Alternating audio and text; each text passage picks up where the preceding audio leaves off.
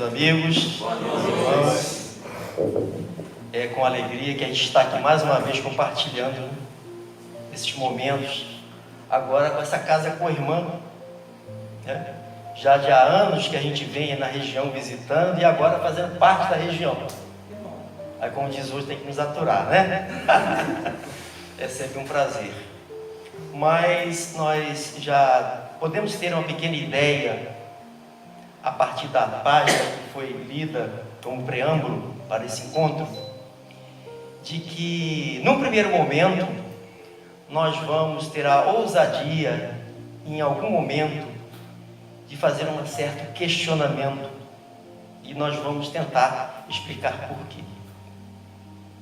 Nós ouvimos inúmeras vezes, e hoje na página, mais uma vez, de que perdoar é esquecer.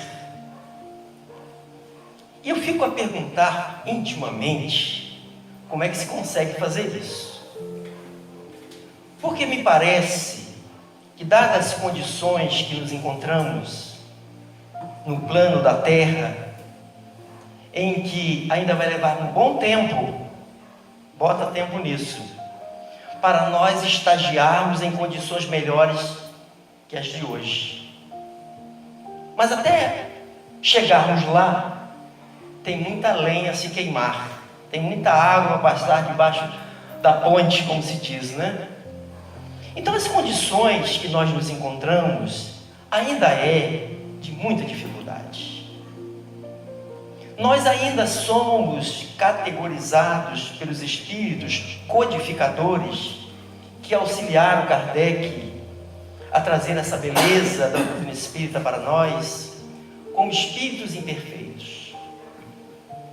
E dentre as imperfeições, inúmeras imperfeições que trazemos, uns mais, outros menos, já que a população espiritual da Terra, que é muito maior daquela que se encontra encarnada, dizem os espíritos que nós estamos aproximadamente na Terra, nos relacionando com quase 30 bilhões de espíritos, 28 por aí, né?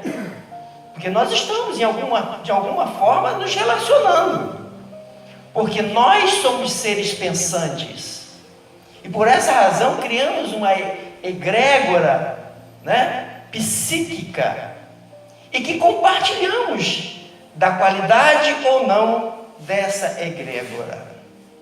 Obviamente que num ambiente como este, a egrégora aqui, ela sofreu uma asepsia, uma limpeza, foi melhor qualificada, para que nós, quando aqui chegássemos, pudéssemos aurir da bênção, da presença numa instituição religiosa, espírita. Porque não queremos dizer com isso que só aqui encontraremos esse tipo de ambiência. Não. Toda e qualquer casa religiosa, independente da fé que professem, igualmente, se estiver voltados ao bem, isso é que é importante. Enquanto nós escolhemos estar aqui com a dita fé raciocinada, mas isso de nada vale se nós não fizermos bom uso do conhecimento que aqui adquirimos. Então, quando nós adentramos num ambiente como este, obviamente que nós respiramos, entre aspas, melhor, porque nós estamos sob um fluxo vibracional, energético, fluídico, que não é o nosso comum ainda não é. E é exatamente sobre isso que nós escrevemos esse último livro, para falar dessas coisas, desse ambiente da casa espírita, né? Agora, nós precisamos estar preparados, e sabendo que não é o nosso comum este aqui, o nosso comum é lá fora, é o que nós deixamos lá e que nos espera o retorno. Nós não podemos ficar a vida inteira aqui dentro, nós temos os nossos afazeres, não é? A nossa vida para dar conta, a nossa família, as nossas atividades, enfim. Então, o momento de estarmos aqui é um momento único, paradisíaco, né? Que nos abastece de uma energia que o nosso desafio é mantê-la e usar ela devagarzinho, sem, né? Não gastar muito, vai devagar usando ela, para que a gente possa esticar o máximo possível até a próxima quinta. A gente não consegue fazer isso. Basta uma topada no dedo para que toda aquela cristandade desta noite vá pro ralo, se acabe. Basta uma fechada no trânsito. E as coisas estão tão loucas, gente, porque às vezes a gente fica, agora parou um pouco, né? Mas eu sou uma época mais antiga, e a gente houve uma época que tinha muito isso pelas ruas, aquelas flâmulas coladas nos carros. Foi Deus que me deu. Mas o Deus deu um fusquinha para ele, tadinho. Podia dar um carro, né? Mas foi ele que deu, Deus que deu a ele. E lá, aquelas flâmulas, né? Adesivos, isso, adesivo. Flâmula é um negócio aqui, né? Sei lá. Adesivo, é o melhor identificar isso mesmo. Muito bem. E houve um caso há muitos anos que eu vi, ninguém me contou. Tinha um adesivo desse, né? Que estava lá, colado no fundo lá do... É porque é estratégico, você sabia? Bota lá atrás, quem vem atrás está vendo. Vai olhando aquilo, né? E o cara colocou lá um negócio de cristão, maravilhoso, não sei o quê, papapá. E aí houve uma colisão entre este, que estava lá com um adesivo no carro, com o da frente. E eu presenciei que eu vinha um pouco atrás. E Deus me evitou que eu também chocasse, porque o outro foi bruscamente que veio atrás e pegou. E aí eu fiquei sem saber o que fazer, fiquei parado ali, não tinha como sair. Esse cristão saiu do carro, sabe, com aquele taco de beisebol. O cara é de Deus, bota lá, foi Jesus que me deu essas coisas, e tem um taco de beisebol, que não é comum entre nós, né? Por que uma criatura que anda com taco de beisebol? Será que também foi Deus que deu a ele? Será? Eu não vi o adesivo no taco beisebol, mas eu sei que foi um negócio terrível. E ele partiu para agressão, já começando pela lanterna traseira, já foi pá. Então é neste mundo louco que nós estamos vivendo, gente. E a gente fica vendo essas coisas, se a gente não vigiar, daqui a pouco somos nós, reproduzindo o mesmo comportamento. Então, numa sociedade de loucos como a nossa, porque Deus é meio doido também, não convenhamos, gente. Pegou um monte de doidos e colocou numa casinha só. Se vira nos 30. Me lembrei agora quem gosta de futebol vai saber, da torcida do Corinthians. Somos um bando de loucos, e somos mesmo. Então, por que nós temos que perdoar? Porque nós somos um bando de loucos. Porque se nós fôssemos como Gandhi, por exemplo, porque Gandhi é um desses espíritos que se encontraram na Terra de forma missionária. São exceções, não é regra. A regra somos nós. E ele foi considerado um grande pacifista, né? Foram anos sofrendo todos os tipos de represália, de perseguição, de violência. E só com a sua voz meiga e mansa libertou, né, a Índia do jugo dos britânicos. E após ter conseguido isso, os repórteres foram entrevistá-lo e perguntaram a ele se ele perdoava os britânicos. Uma grande surpresa foi a sua resposta. Ele disse não. Mas como? Você é um grande pacifista e não perdoa os britânicos? Não. Mas por quê? Porque nunca me senti ofendido por eles. Essa é a grande diferença. Nós nos ofendemos com tudo e com todos, por coisas grandes, mas a mais das vezes por coisas tão pequenas, coisas pueris. não é? E nós vemos isso acontecer de forma sistêmica. E sabe o que é pior nisso? É nós naturalizarmos isso. Achar que isso é natural, eu sou assim mesmo. Se quiser gostar de mim, é assim. Não. Tem uma fala do Evangelho. Eu custei muito tempo a entender isso. Talvez não tenha entendido na sua plenitude, mas o suficiente para perceber algo. Quando o Evangelho diz que o amor do Cristo nos constrange, o que isso quer dizer de fato para nós? O que é se ficar constrangido? Envergonhado. Mas o amor do Cristo nos envergonha? Sim. Quando nós vamos adquirir uma certa consciência, naquele conflito psicológico de Paulo de Tarso, quando ele vai escrever uma carta memorável a Romanos, e vai dizer que aquilo que ele quer fazer, isso ele ainda não faz, mas aquilo que ele não quer mais, é o que ele acaba fazendo. Estava em conflito, e quando isso acontecia, ele se envergonhava. Eu espero e desejo que todos nós aqui esta noite estejamos vivendo essa crise psicológica, de estarmos envergonhados, porque o amor de Jesus é tão grande, incondicional, que realmente nos constrange. Poxa, eu não gostaria de estar fazendo essas coisas ainda, mas faz parte de um processo. Igualmente Paulo passou por o mesmo processo que nós, só que ele atendeu a recomendação do Cristo, ele perseverou. E lá na frente, ele vai escrever a Gálatas, e vai dizer: já não sou eu mais que vivo, e sim o Cristo que habita em mim. Quando atingir esse estágio, ele não precisa mais perdoar ninguém, porque ele nunca mais vai se sentir ofendido por qualquer coisa. E a doutrina espírita vem ao nosso socorro, nos mostrar de fato quem somos, e mais que isto, como estamos. Porque nenhum de nós é santo, ainda que a minha vida aqui é esse desejo que me move, de nos santificar.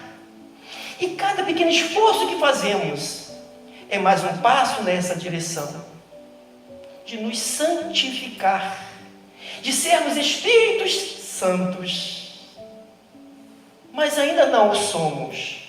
Então necessitamos perdoar, igualmente ser perdoados, porque num momento você oferece, num outro momento você necessita, porque faz parte ainda das nossas condições conflituosas, das nossas relações conflituosas. E onde primeiro vamos encontrar esse núcleo efervescente de problemas, se não o lar? Na gênese das nossas famílias, na constituição e na base delas, nós vamos encontrar as causas das nossas simpatias, igualmente as nossas aversões. De onde vem? E Jesus falou tudo que pôde, da forma que pôde. Claro que ele não pôde tudo, não que ele não tivesse condições, mas é que nós não tínhamos condições de entender. Tanto que ele diz em outro momento: não joguei pérolas aos porcos. A pérola é a grande verdade, que ele era portador, mas nem todos estavam habilitados a receber. Os porcos aí são nós, os ignorantes. Jesus usava da cultura, do dia a dia das pessoas, para apresentar aquelas situações, para que eles pudessem perceber a profundidade, mas ele usava da simplicidade. Nós vamos encontrar na manjedoura a primeira lição de Jesus. Jesus não precisou falar nada, até porque ele estava acabando de chegar. A manjedoura é a lição da humildade, é a primeira lição de Jesus. E durante o seu missionato na terra, ele deixou centenas e centenas de outras lições. Mas a última lição, a da cruz, foi a do perdão. Humildade e perdão. Para nós perdoarmos, nós temos que desenvolver humildade. Saber que o outro erra tanto quanto eu. O desafio é errar menos. Nossos passos ainda as nossas pernas são muito curtinhas. Aliás, lembrei do cachorro que estava aqui ainda agora, né? Ele anda assim, né? Mas está de joelho, né? Que a perninha dele tão curtinha, né? Nós somos assim. Perninha curta, passo curto. Então, nós temos que ir minimizando os problemas. Né? E a doutrina vem nos esclarecer. E Jesus falou dessa ignorância no momento que se finalizava a sua grande missão enquanto encarnado. Perdoa-lhes, Pai, que eles não sabem o que fazem. Mais de 2000 anos passaram e muitos de nós continuamos nos comportando assim, sem saber o que fazemos. Será? Eu não acredito que seja assim mais. Nós sabemos exatamente o que fazemos, gente. Aquele cachorrinho que estava ali, como é o nome dele? Bob. O Bob, se fizer uma besteira, tu olhar para ele assim, ele bota o rabo debaixo das pernas e sai correndo. Ele sabe que fez besteira. Eu criei cachorro a vida inteira. Né? Os meus últimos se partiram no ano passado. E eles sabiam exatamente. Bastava olhar. Né? E tinham 3 lá em casa, né? Um Rottweiler, um pastor alemão e uma Chow-Chow. Esses últimos que eu tive. Se eu chegasse em casa e visse uma planta derrubada, estraçalhada, eu olhava para os 3. O que fez sabia. Ele... ó. Os outros ficavam ali, banando o rabo para mim. Falaram, o delinquente é aquele. Nós sabemos. E na condição de espírita, piorou a nossa situação. A quem for mais dado, mais será cobrado, disse Jesus. Nós não vamos poder voltar de onde viemos e dizer, eu não sabia, eu me esqueci, faltei essa aula. Não, faltou não, filho, você sabe tudo. Nós sabemos exatamente onde estamos falhando. Mas eu queria chegar no ponto, e iniciei, e não dei sequência, que é exatamente aquilo que foi lido como página. Que eu fiz questão de pegar um livro, eu não sou muito de ler, né? Eu escrevo um livro, mas pouco leio, né? Houve uma época que eu surtei. Eu conto isso no meu primeiro livro. As pessoas não acreditam. Nem eu acreditei. Só depois que eu bateu uma certa lucidez, que eu vi que eu estava louco. Obsediado com o espírito leitor. Porque em 6 meses eu li 100 livros. Em 6 meses. Aí depois o negócio foi... O obsessor foi serenando, né? Foi se afastando. A lucidez voltou e me obrigou a ler os 100 livros de novo. E não só ler, é estudar. Tem livros que até hoje, 30 anos depois, eu não consegui estudar ainda. Porque estudar é diferente de ler. Então, mas eu vou ler apenas o título. O capítulo 10 do Evangelho segundo o Espiritismo, Bem-aventurados os misericordiosos. O primeiro item, preste atenção no primeiro item.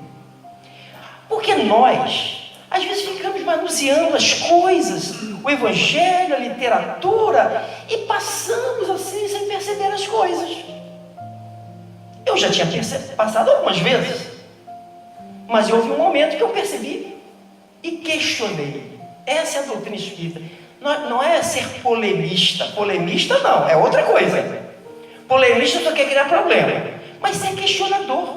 Foi assim que Kardec organizou o corpo doutrinário do Espiritismo, questionando os espíritos. Nem os espíritos aguentavam mais Kardec, gente. Toda hora ele perguntava. E tem pergunta que se repete aí dos espíritos. Mas eu já te falei esse negócio aí, filho. Os espíritos respondem assim, né? Eu já falei isso aí. Mas os espíritos não tem problema não, tem que perguntar mesmo. Houve uma época que eu andava meio surtadinho ainda, convenhamos. Eu coordenava o estudo em 4 casas diferentes. Eu não sei como é que eu dava conta disso. E o público é muito heterogêneo, né? Uns falador como eu, a minha mulher que fala essas coisas. Meu filho, você fala demais. Aonde você vai, você fala. Eu falei, mas é um dom de Deus, minha filha. Olha, o dia que vir o maior castigo para mim, é eu perder minha fala.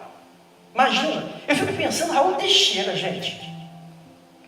Quando foi acometido daquele problema gravíssimo, quase desencarnou, né?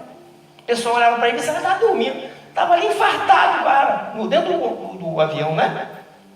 E ele ficou anos fora de combate, não conseguia falar. Teve um derrame cerebral. Eu estava presente na primeira aparição pública de Raul Teixeira. Sabe onde foi? Lá em Santo Aleixo. Lá em Magé. Por que será? Porque houve um grande encontro de mocidades espíritas lá. E Raul Teixeira foi quem levou a mocidade espírita lá. Que construiu, que orientou, que organizou a mocidade espírita da região de Magé. Especialmente de Santo Aleixo. Então a primeira aparição foi acompanhando de Valdo. Lá. E eu estava presente. E pediram-se a ele, claro, deviam ter falado com ele antes, provavelmente, para ele fazer a prece, gente. Primeira vez que ele estava falando em público. A prece dele levou mais de 5 minutos. Ele tentando falar. Hoje, graças a Deus, ele está falando bem melhor, né? Graças a Deus.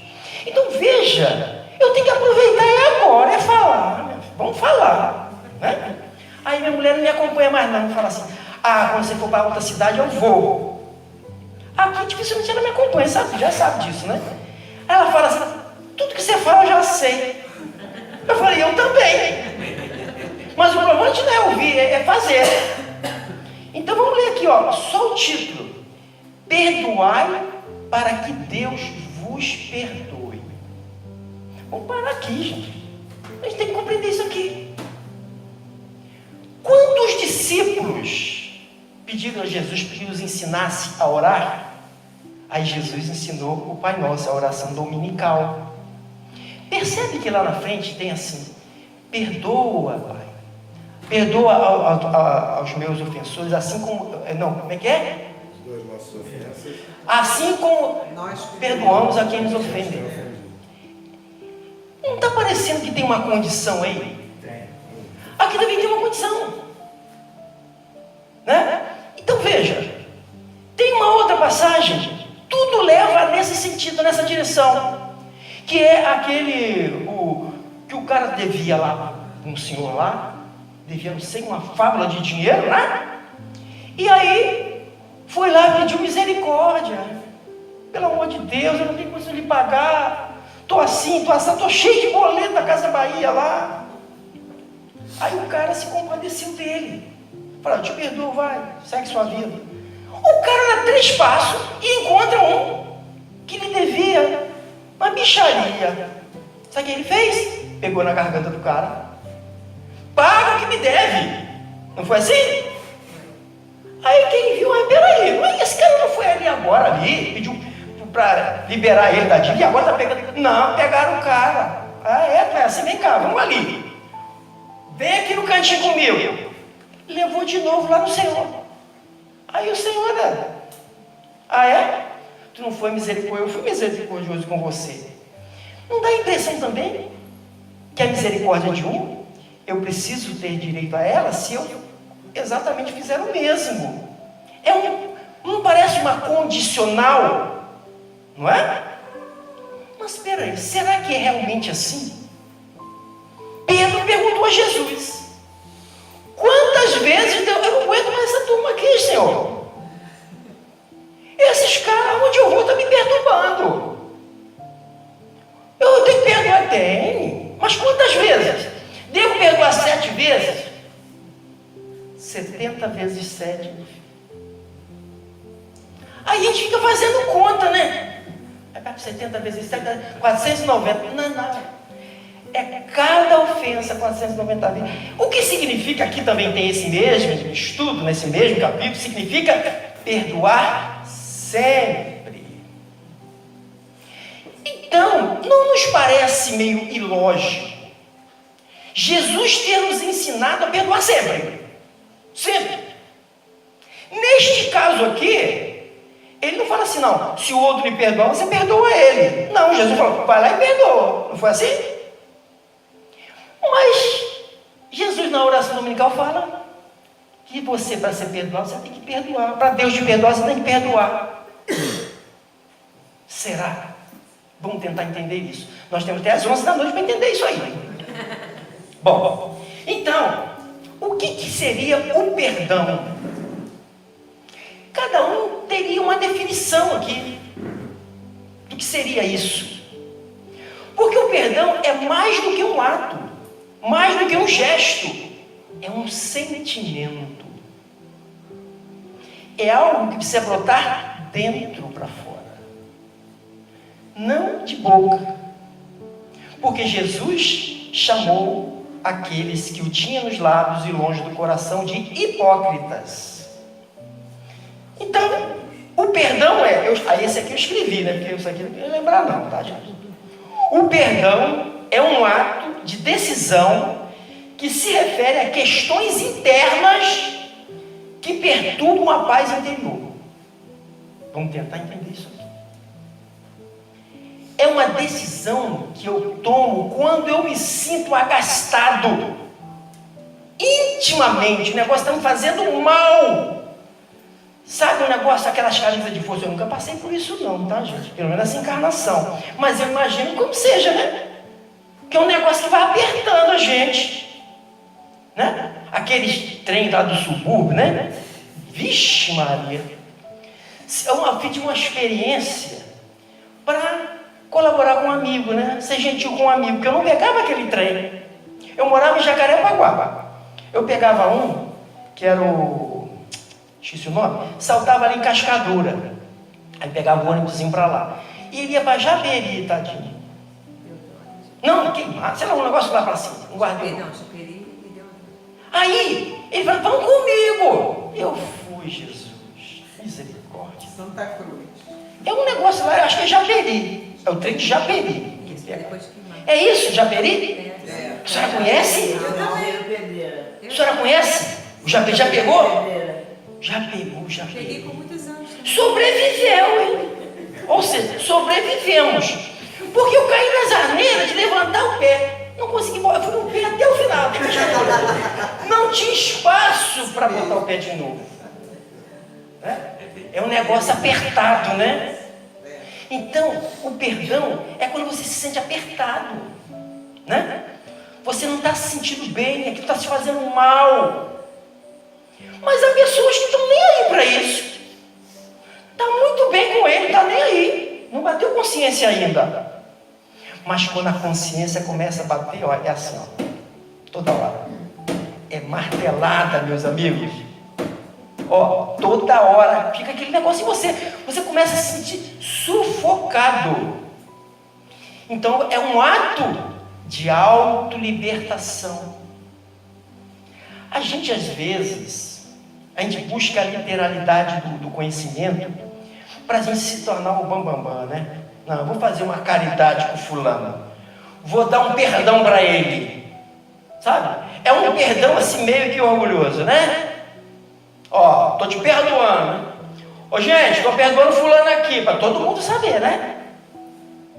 Ó, eu te perdoo, mas não passa mais na minha frente não, filho. Não quero te ver nunca mais. Isso não é perdão. O peso está lá ainda. Mas será que perdão é esquecimento? Será? Porque a gente ouve isso toda hora, ouvimos aqui na página. É de Emmanuel, foi aquela página de Emmanuel? De Emmanuel, né? Esquecer o mal que te fizeram. Bom, eu posso contar a minha experiência sobre isso. E pelo fato de não ter esquecido, eu posso narrar para vocês aqui, né? Eu sou de uma família de 8 irmãos. Não sei se eu já contei isso aqui já. Eu não me lembro. Hã? Não. Isso, já contei? Não. Ah! Uma vez eu fui contar uma história, não foi essa, foi outra. A gente conta umas histórias. Quando comecei a contar uma história, eu falei, já contou isso aqui. não faz isso comigo, filho. Faz não. Mas então não vou entrar em minúcias para não cansar quem já ouviu. Muitos não ouviram, pode falar. Vamos encurtar, porque tem mais coisa aqui. É até 8h30, né? Tá bom. Pode perder o tempo, né? É o DDD. Disciplina, disciplina, disciplina. Mas eu tive um imbróglio muito sério com o meu irmão mais velho. Nós ficamos 13 anos sem se falar. 13 anos de dor, de sofrimento para toda a família, especialmente para nossa mãe. E isso foi uma das causas que me fez ir morar no outro lugar, afastado, para não ter que bater de frente, sabe? E durante esse período, imagine quantas foram as vezes que os irmãos, que a mãe, que a família organizavam ali situações de aniversários, de natais, de festas, para que a gente, e nada acontecia. Eu ainda não estava espírita. E aí foi quando eu surtei, lembram? Conheci o espiritismo. 6 meses sem livros. No 7º, 8º mês, eu falei, tem que resolver isso. Eu dormia e acordava pensando nisso, gente. Eu falei, tem que resolver isso. Aí um dia, no domingo, eu acordei, falei, vamos a Caxias. Eu morava em Jacarepaguá. A minha esposa, minha mentora espiritual encarnada, né? Que não aguenta mais me ouvir. Acordei pela manhã, disposto, e falei, é hoje. Aí eu falei, arruma, nós estamos indo para Caxias. Ela, você está doida, é? Não programamos nada aqui. Eu vou lá no Jorge. Ela, pera aí que eu vou botar a roupa. Vai que você desiste. E aí foi feito. E durante o trajeto de Jacarepaguá, Caxias é longe, viu? Eu fui orando, pedindo aos espíritos me preparar meu coração e o dele. E eles prepararam, gente. Fui lá, fui sozinho, bati no portão dele, a minha cunhada veio atender. Quando ela me viu, ela empalideceu, ficou da cor dessa parede, emudeceu, não sabia o que falava. Aí o meu irmão lá de dentro perguntou, o que é? Aí ela falou, é o teu irmão Walter. Aí ele falou, manda entrar. Os espíritos tinham preparado, né? Ai, Jesus, mandou entrar. Porque eu corri o risco de chegar lá, fecha o portão. Mas igualmente eu sairia em paz. Porque eu fiz a minha parte. Graças a Deus que ele fez a dele. E chegamos lá, nos abraçamos, choramos juntos. Não teve uma única palavra que precisava ser dita. Nenhuma. E 13 anos se diluiu. Olhamos para frente. Isso já fazem muitos anos de espiritismo. Isso ocorreu em menos de um ano de espiritismo. E nos damos muito bem. Ele continua com a forma dele de pensar. Eu continuo com a minha. Só que uma diferença. Nos respeitamos. Não é? E quando eu saí da casa dele e fui ao encontro da minha esposa, que estava na casa da minha mãe, ainda encarnada nessa época, eu saí leve, quase volitando. Tirei um trator das costas. Mas não esqueci. Não esqueci. Então eu cheguei à conclusão que perdoar não é esquecer. Temos que descobrir então o que é. Igualmente, também já contei quando faço essa palestra, gosto sempre de lembrar desse fato, daquela jovem, né, que estava lá comemorando os seus 15 anos, uma grande festa, tudo foi muito preparado, um ano de trabalho, tudo certo, maravilha, os amigos ali presentes. Ela era a pessoa mais feliz daquela noite, completava 15 anos. E na hora crucial daquela valsa com o príncipe, o pai essa hora foi colocar de lado, né? A minha também dançou com o príncipe lá, eu fiquei lá olhando. E aí quando os holofotes assim em cima dela, ela foi para o centro do salão. E quando estava por iniciar a música, ela percorrendo o olhar, ela cruzou o olhar com uma pessoa, com uma outra jovem. Quando ela olhou, tudo parou. Tudo se sombreou em volta dela. As reminiscências do passado. Quando ela teve um problema muito sério, negócio de namoradinho da época, né? Própria da idade, ela saiu pro pau. Quem convidou? Ninguém falou, né? Vai falar. Vai que ela foi. A gente tinha, na minha época tinha esse negócio da gente furar festa dos outros, né? Como é que era o nome? Penetra. Eu era cara de pau. Rapaz, e aí deve ter sido uma dessas. Gente, conclusão, a noite acabou, a festa acabou. O que ficou marcado? Aquele fato ficou marcado na vida dela. Tudo acabou. Aí eu fico a pensar, tinham mais de 100 convidados na festa. Os 100 convidados não foram suficientes para contrapor uma. A energia daquela presença foi suficiente para contrapor a energia de 100. Veja como que nós estamos falando uma coisa muito grave. E aí é a pessoa ressentida, né? Magoada, odienta. E o que é uma pessoa ressentida? É que sente de novo. E sente de novo. E de novo, na mesma intensidade. Porque ela guardou aquilo nela. Então a gente chega à conclusão seguinte: quando nós nos descompensamos, quando há uma relação conflituosa, um ato, um fato que nos desequilibre, nos desarmonize, neste momento, neste exato momento, se instala em nós uma energia. Nós somos energia pura, gente. Nós somos o que pensamos, pensamento é energia. E aprendo também uma outra coisa que eu também aprendi, e gosto aqui de compartilhar. Coisas boas, evidentemente. O perfume impregna primeiro o frasco que o contém. Eu me lembro das minhas primas que vendiam uns vidrinhos desse tamanhozinho de perfume. Desse tamanho, era uma fortuna, né? Quando acabava, ele jogava fora não, sabe? Botava o perfume lá na gaveta das roupas. Para que o frasco mantinha o perfumezinho lá, gente. Então, quando eu descompenso, eu estou me impregnando dessas próprias energias descompensadas. Porque tem uma canção que fala, né? De que as mãos que oferecem rosas, né? Elas são as primeiras que se impregnam delas. Do seu perfume. É isso. Então, ressentir é guardar essa energia. Essa energia, ela é circulante. Ela vai circulando. Quem já fez curso de passe, quem é passista, quem já ouviu palestra sobre isso, sabe que o nosso sistema energético é composto de centros de força. São as centenas. Os orientais tratam as centenas. Nós, espiritistas, tratamos 7. Né? Que é o coronário, frontal, laringe, cardíaco, etc. 7. O que é esses centros de forças? Fazem?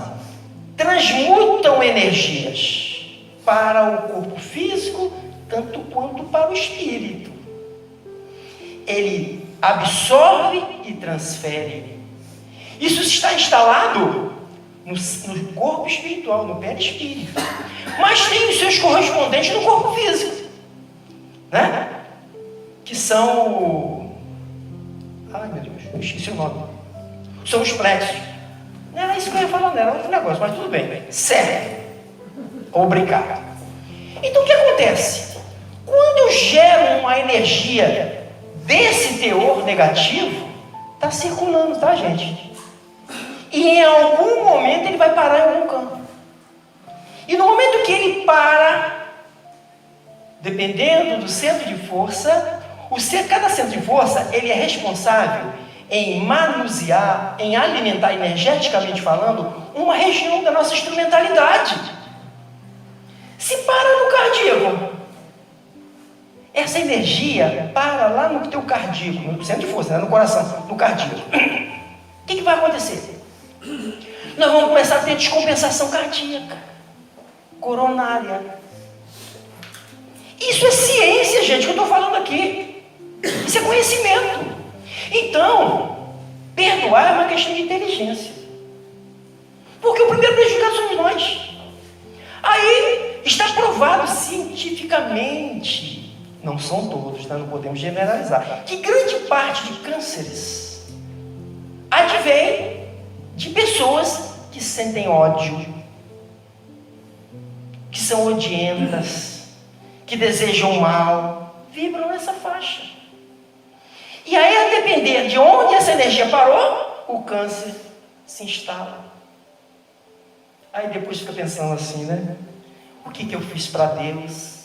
Para Deus você não fez nada. Você fez para o seu irmão. Você fez com você mesmo. É a lei do retorno, gente. Não tem jeito. Então, perdoar não é esquecer, é trocar a energia. Quando eu perdoo, dentro daquelas recomendações, com sinceridade, com amor, né? com caridade, a energia muda. E a energia boa, a luminosa, é imparável. Tem esse termo andando por aí. Ninguém consegue parar. Imagina esse salão todo no escuro, tudo apagado. Vamos ficar aqui no breu, né? Já fiz palestra que faltou luz. Aí o pessoal, faz brilhar sua luz. Eu falei, está longe disso. Eu falei, não precisa me ver, basta me ouvir. E depois de uns 5 minutos voltou, graças a Deus. Aí apagamos tudo isso aqui. Aí alguém acende um fósforo. Não estou falando sem ter luz não, gente. Um fósforo. Uma pequena chama. Acabou as trevas. Basta uma pequena luz aqui de um fósforo, de uma vela que seja, para orientar a todos que aqui se encontram. Então, essa energia de sinceridade, de verdade, de libertação, porque quando eu tenho alguma coisa com o outro, eu estou ligado em correntes energéticas terríveis. Os livros de André Luiz falam disso, dessas correntes, que nos unem de forma muito negativa, destrutiva, a outros espíritos. Então, quando eu faço esse gesto, eu tomo essa ação nessa direção, eu rompo o meu lado. A corrente fica presa só do outro. Se igualmente o meu irmão, ele também se conciliar comigo, a corrente é cortada da dele também. Acabou. Nos libertamos os dois. É isso que devemos buscar. Trocar a energia. Agora, o Evangelho aqui também fala o seguinte, que precisamos compreender esse perdão, esse gesto. Porque quando você liberta alguém e auto se liberta igualmente, não quer dizer que você vai pegar ele no colo e levar para sua casa. Porque alguém que não guarda a minha confiança. E o nosso lar é o local mais sagrado da terra. Não é o centro espírita, não. O local mais sagrado é o nosso lar. Porque é ali que eu tenho o meu refúgio. É ali que eu volto para os meus quando a dor aperta. Quando o mundo está desabando, é o lar que nos sustenta. E nós estamos vendo um caminho difícil para os nossos lares. Um flagelo de desconstrução das famílias. Terceirizando a educação dos filhos. Quer dizer, é um outro assunto muito complexo, que é até descuidoso da nossa parte entrar nesse assunto sem tempo para melhor fundamentar. Mas o lar precisa ser preservado. É o altar do espírito, é o lar. É onde nós vamos experimentar. É o método científico de Allan Kardec. Nós viemos aqui ouvir, é a parte da primeiro passo do movimento científico, que é o da observação. Depois nós vamos para casa. Nós vamos experimentar o perdão. E depois nós vamos concluir os 3 passos científicos de Allan Kardec, que é a conclusão. Poxa, perdoei, foi legal, foi bom. Aí você incorpora você. Porque Paulo de Tarso também diz: observai tudo e retém aquilo que lhe for bom. Talvez alguma coisa que a gente tenha observado não seja bom, pelo menos naquele momento para nós, e por conta disso nós vamos seguir adiante. Mas o perdão, a reconciliação com Jesus nos convida a fazer, quando ele diz: deixa aqui a sua oferta, o tempo, não dá agora não. Vai lá antes se reconciliar com o teu adversário, para que não aconteça coisa pior, porque é o próximo item depois desse: reconciliar com os seus adversários, não é? Porque Jesus, volto a lembrar, ele não tinha condição de falar de obsessão, dos espíritos que praticam essa ação em decorrência dos maus feitos que cometemos com eles. Porque às vezes, por vezes, nós invertemos as coisas. A gente imagina que o obsessor é o vilão. Não, ele é o perseguidor, é o atormentado. Acabei de sair de uma reunião mediúnica agora e tive mais uma vez lá, observando isso acontecer. São as nossas vítimas do passado a nos cobrar um presente. E Jesus sabia que se nós levássemos daqui, porque o que nós temos vai ficar aqui, o que nós somos e guardamos na alma vai conosco. As boas ações, igualmente os nossos equívocos. E às vezes acontece uma contenda, uma mágoa, um milindre, por coisas banais, que um gesto naquela direção resolveria imediatamente o problema. Por isso que Jesus colocou, para você fazer a oferta no templo, entendamos aí como queiram, essa oferta ao templo, a nossa presença, o nosso trabalho, nós temos que estar com o coração puro. Enquanto nós estivermos maculados com essas energias malsãs, nós não vamos ter o mérito da nossa paz interior. Eu continuo 30 anos depois cometendo equívocos. Continuo. O ato lá de 30 anos atrás me salvou de uma situação, mas tem dezenas e dezenas de outras igualmente a serem resolvidas. Mas, como dizem os espíritos, um passo por vez. Então, o primeiro passo, vamos ficar mais atentos a evitar possíveis contendas relacionais, porque o grande desafio nosso é relacional, mas é uma lei que nos impõe isso, é a lei de sociedade. Deus utilizou deste meio, da lei de sociedade, como meio de fazer com que a gente progrida, evolua, se desenvolva o nosso intelecto pela lei do trabalho na sociedade. E há esse trabalho íntimo do ser de melhorar as suas relações, de deixar de ser o chato da relação. Às vezes nós somos o chato da história. O cara olha para nós assim, não aguenta mais com a gente, e a gente fica achando que é o outro, né? Porque tadinha da minha mãe, né? Eu tenho citado tanto ela. Vou dar 2 minutos de coordenação, viu, Rubem? A minha mãe dizia assim, quando a gente era pequenininho, né? Tinha lá uns 9, 10 anos. A minha mãe, 8 filhos, gente. Aí minha mãe falava assim: olha, vocês não andem com filho de fulana.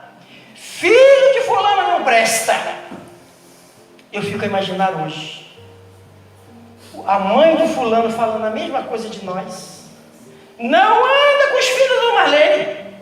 E tem um Rocinho magrelo lá, esse então passa longe dele. Era ele. Então nós temos que ter essa sensibilidade de entender que todos nós somos passíveis de erro, de conseguir olhar no outro o cisco, como está no Evangelho, mas somos incapazes de identificar a trave no nosso. Então este olhar de condescendência, de misericórdia, é o nosso desafio de todos os dias, de nos tornarmos mais pacientes, mais tolerantes, porque o perdão é o ápice da virtude. Mas antes vem a tolerância. Hoje eu tolero até aqui, amanhã eu tolero até aqui. E o perdão é o grau máximo de tolerância. E não é à toa, não é de graça isso. É pelo entendimento das coisas. De entender o outro assim como eu entendo a mim mesmo. Então o Evangelho está aí para nos dar esse suporte, esse encaminhamento. Nós temos aqui nesse livro Luz tudo o que precisamos ter, não só para ler, mas ser o livro de cabeceira de todos nós, de fazer a consulta de vez em quando, ainda que seja de vez em quando. Muito obrigado pela paciência e muita paz a todos.